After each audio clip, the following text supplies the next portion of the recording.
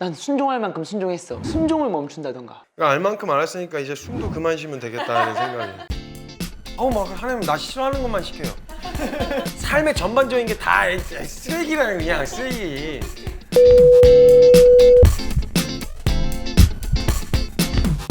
진짜 이번 주제 우리 전문 분야잖아요. 다윗의 열쇠 전문 분야. 믿는 사람들조차도 그냥 넘어갈 수밖에 없었던 주제. 아는데 아는 만큼 안 돼요. 말씀대로 살 수가 없어요 라는 이 마음이 그냥 크리스찬들 안에 늘 있는데 어떻게 해야 하나 쉽게 마음을 터놓고 이야기할 수도 없고, 왜냐면 그러면 내 믿음이 완전 뽀록 날 것 같으니까. 진짜 짚고 넘어가야 할 영역이잖아요. 진짜 믿고 있는지, 진짜 알고 있는 건지. 진짜 이 믿음은 들음에서 난다고 하는데 수없이 많이 듣는 이 말씀에서도 바뀌지 않는 거죠. 사실 머리만 커지는 것만 같은. 어떻게 해야 하는지 선교사님 앞에 마음을 그냥 툭 터놓고 이야기 한번 묻고 싶은 거죠. 아는 정보가 나한테 별로 필요 없는 이야기면 사람들이 그걸 이렇게 실제적으로 액션을 취하지 않아요. 예를 들면 항암에 굉장히 효과적인 게 농익은 바나나. 건강이 좋으면 제때제때 잘 처먹으면 되잖아요, 평상시에. 근데 그 정보를 알고 있어도 안 먹어요. 왜냐면 내가 암 환자가 아니거든요. 별로 필요하지 않은 내용을 아는 건 실제로는 도움이 별로 안 된다는 거죠. 아는 게 힘이 되는 순간이 언제냐면 필요한 순간이 됐을 때란 말이죠. 반응하는 사람, 이 복음이 필요한 사람들 있잖아요. 그런 게 복음이요? 그럼 나도요. 이렇게 해서 움직인다면 액션이 나온단 말이에요. 근데 듣긴 들었는데 좋은 얘기기는 아주 좋은 교훈이야. 근데 실제적으로는 내 삶 가운데 별로 그렇게 그닥 필요하지 않은, 그럼 복음이 진짜 우리한테 기쁜 소식이 되려면 그게 나하고 상관이 있는 이야기여야 되는데 필요하지가 않으니까 액션을 취해서 스텝 바이 스텝으로 했어야 되는데 움직이진 않고 계속 듣기만 한 거예요. 알기만, 지식으로만 채워놓은 거죠. 교만해지는 거예요. 그럼 머리만 크고. 그러니까 자꾸 이상 따로 현실 따로가 되는 거죠. 네가 들었던 게 이거야, 지금 이 순간에 필요한 믿음이야 라고 이야기했을 때는 이미 무능력한 복음으로 인식이 돼 있는 거죠. 하도 주입식으로 들어와서 되는데 안 된다, 들은 건 많은데 실제로 안 하는 거예요. 왜 안 쓸까요? 절박한 사람은 하거든요. 그렇게까지 절박하지 않은 거예요. 안 필요한 거예요. 그다지 그렇게 절박하지가 않은 거예요. 없어도 잘 살겠는데 뭐. 그래서 예수님도 말씀하시잖아요. 병든 사람에게야 의사가 쓸 데 있다고, 건강한 사람에겐 쓸 데 없다고 이야기를 해요. 그러니까 의사가 아무리 다른 병을 고쳐줄 수 있어도 스스로 병들지 않았다고 생각하는 사람에게 해줄 수 있는 게 없어요, 의사는. 그러니까 안 찾는 거예요. 그닥 절박하지 않은 거죠. 코너로 몰아야 되겠네요. 네. 그러니까 마지막 절박한 순간에 딱 서고 나면 사람은 얼른 살 거를 찾아요. 이때 딱 만나야 되는 게 예수님이어야 돼요. 죽을 것 같은 어떤 고통이라든지 또 어려움 앞에 놓여져 있을 때 사람들 뭔가 붙들 만한 걸 찾거든요. 그러니까 결국에는 나에게 복음이 얼마나 필요한지 아는 그 가난한 마음이 있어야만 복음대로 살 수 있는 거잖아요. 가르쳐 주신 바를 진짜 온팡 내가 잡아서 그 믿음을 써서 살 수 있는 건데, 제 신앙생활이 이런 것 같은 거예요. 절망해, 그 다음에 감격으로 복음을 붙들어. 근데 또 어느 순간 교만해져서 감격을 잊어버려. 이거에 뭔가 반복인 것 같은 거죠. 내 신앙생활의 횟수가 늘어가면 늘어갈수록 그러니까 아는 건 많아지고 하나님에 대한 정보는 쌓여가지만 내가 그거에 따라서 믿음을 더 잘 쓸 수 있게 되는 게 아니라 아는 게 복잡해지니까 단순해지지 못하는 나를 발견하는 거예요. 그런 딜레마에 빠진 사람들에게 어떻게 단순해질 수 있는 건지 좀 가르쳐 주셨으면 좋겠어요. 낙심한 순간에 뭘 봤어요? 예수님. 은혜를 경험했잖아요. 낙심하고 넘어진 횟수를 계산하는 게 아니라, 그럼 은혜는 날이 갈수록 깊어지는 걸로 묵상이 돼야지 나의 소망 없음을 이전보다 더 깊게 발견하겠죠? 이전보다 죄가 더 깊어졌을 거란 말이에요. 로마서 5장 20절의 말씀처럼 죄가 더한 곳에 은혜가 넘쳤다. 애쓰고 해본다고 하는데 낙심을 경험했다면 올바른 방향으로, 건강한 방향으로 나아갈 수 있도록 붙드시는 은혜인 거예요. 그게 그 모든 과정이 다 은혜인데 반복된 은혜 아니에요. 근데 반복된 넘어짐으로만 결론이 나잖아. 복잡해지는 거. 진리는 단순해요. 복잡해지는 이유는 뭐냐면 진리 자체가 시키는 대로 그거 자체에 확 엎어지는 그 태도로 서고 싶지 않은 마음 때문에. 아니 성경이 답이다, 성경대로 하자, 사랑해, 어떻게 그냥 막 죽을 만큼 사랑해, 오래 참아, 그냥 막 견뎌, 인내해, 이렇게만 해서 안 될 게 뭐 있어요. 사실 단순하잖아요. 이걸 붙들고 싸우려고 해야 되는데 그렇게 말고 좀 덜 치열한 방법으로 할 방법을 제시하라는 거야. 그러니까 자꾸 복잡해지지. 말씀이 하란 대로 한다 이 말은요, 무식해서 하는 소리가 아니에요. 그 어떤 지혜보다도 탁월한 지혜가 성경이기 때문에, 그래서 그 지혜 앞에 우리가 그냥 순종하겠다, 따르겠다 이 말인 거예요. 평상시에 그런 말씀 많이 하시잖아요. 전부를 걸어라. 전부를 거는 게 뭐예요? 나 평소에 그런 말 안 했는데요? 부자 청년 말씀하시면서 그런 말씀 많이 하시는데 전부를 거는 게 뭔지? 전부를 건다는 말은 주님께 모든 주도권이 넘어갔다라는 이야기인 거죠. 사실은 내 인생의 주인이 내가 아니다. 주도권을 넘기지 않고 내가 주인 돼서 내 인생 책임지고 살라 그럴 때 답이 없구나. 내가 내 인생을 어떻게 책임지나. 난 내 인생 책임 못 지겠어요. 책임져 주세요 라고 하는 게 전부를 걸어라요. 내 의지에 달려있는 게 아니라 내가 얼마나 소망 없는지를 발견한 사람에게 나타나는 되게 의존적인 태도인 거죠. 가장 말씀 앞에 설 때 좋은 태도는 어떤 태도? 환자가 의사 앞에 서는 태도요? 의사한테 왜 가요? 내 상태를 진단받고 의사가 제시한 대로 하겠다고 하는 거잖아요. 왜? 건강해지니까. 일상 가운데서 내가 뭐가 마음이 가장 많이 묻어있는지도 드러내요. 말씀이 추상적으로 얘기하는 게 아니라 너 그 사람, 너 그 영역, 나에게 완전 특화된 말씀으로 나를 비춰낸단 말이에요. 그걸 드러내고 진단해 줄 뿐만 아니라 옳은 방향까지 제시해 주는 거죠.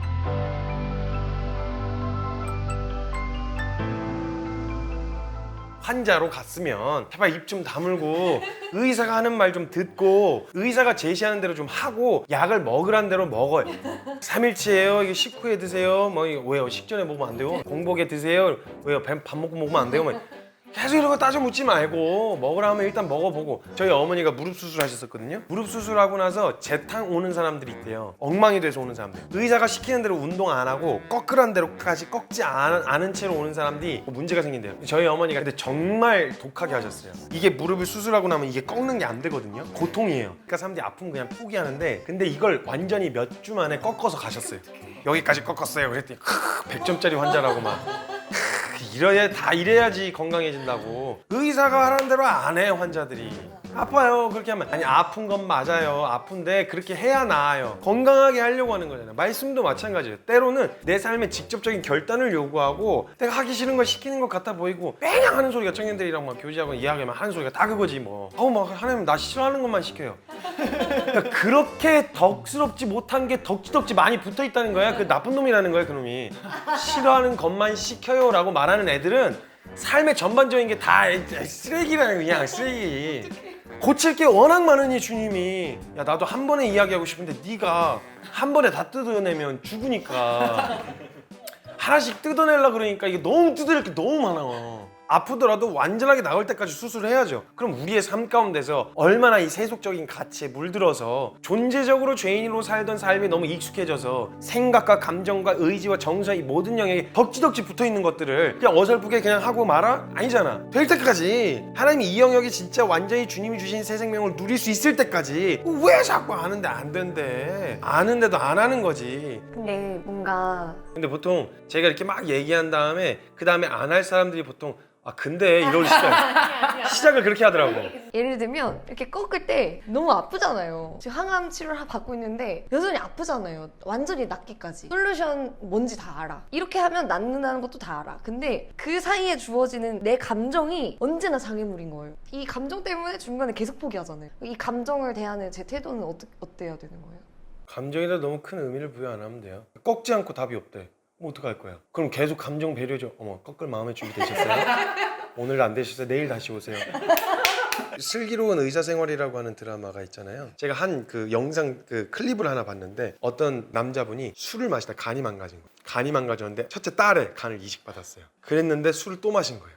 그 둘째 딸까지 간 이식을 받았어요. 근데 그 술을 또 마신 거예요. 그리고 경화가 온 거예요. 의사 선생님이 저한테 다시는 오지 마세요. 어차피 얘기해도 안 들을 건데 다시는 오지 마시고요. 간 이식 쉬운 거 아니에요. 딸이라도 가족이라도 이식 수술 받는 거 쉬운 결정 아니에요. 어떻게 그걸 받고 그렇게 하실 수가 있어요. 저한테 다시는 오지 마시고요. 예약도 잡지 마시고 알아서 하세요. 이제는. 만약 주님한테 이런 얘기 들으면 어떡하겠어요. 내가 해줄 만큼 해줬고 수없이 기회 줬지 않냐. 안 힘들다는 얘기는 아니지만 술을 먹고 싶겠지. 근데 어떡하냐. 먹으면 그렇게 되는 걸. 감정 배려해줘요 계속? 질문하고 싶은 거예요.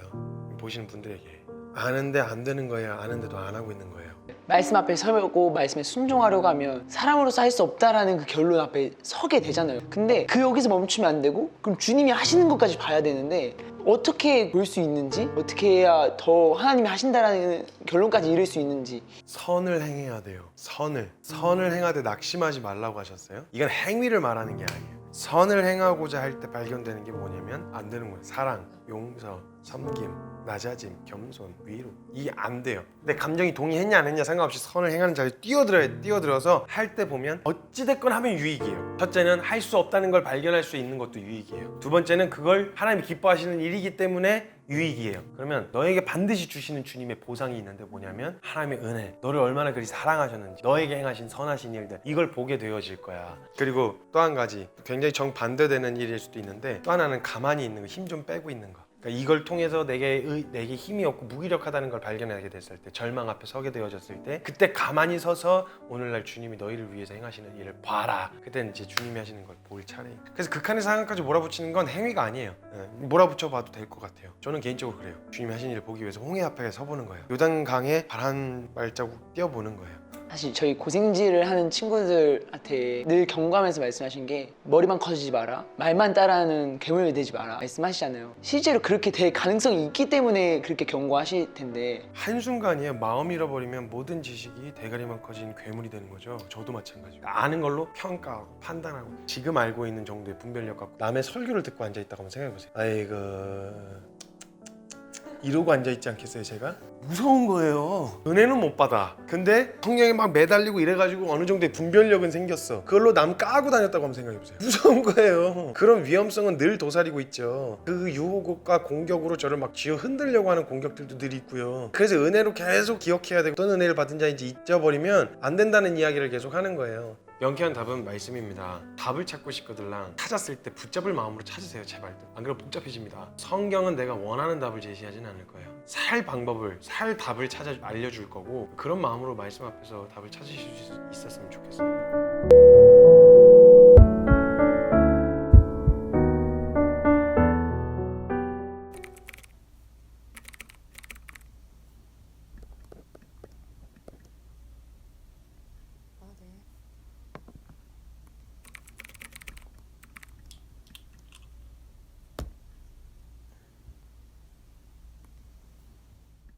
은밀하게 주님만 들으시게,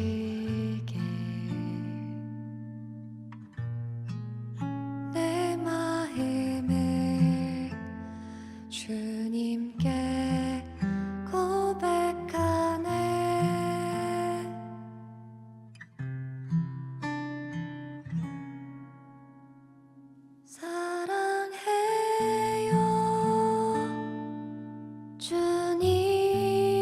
주님만 어제보다 오늘 더 사랑해요. 언제나 오직 주만 원해요. 사랑해요. 주 품에 안겨 숨쉬는 지금, 사랑해요. 이 시간 누구도 빼앗지 못해요.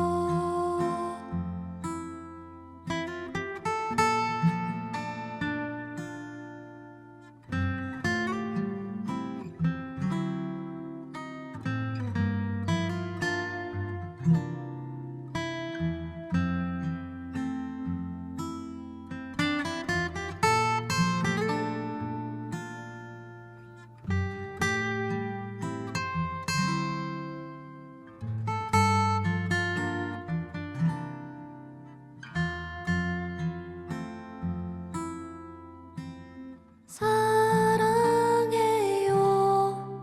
누가 뭐라 해도 감사해요. 내 사랑 돼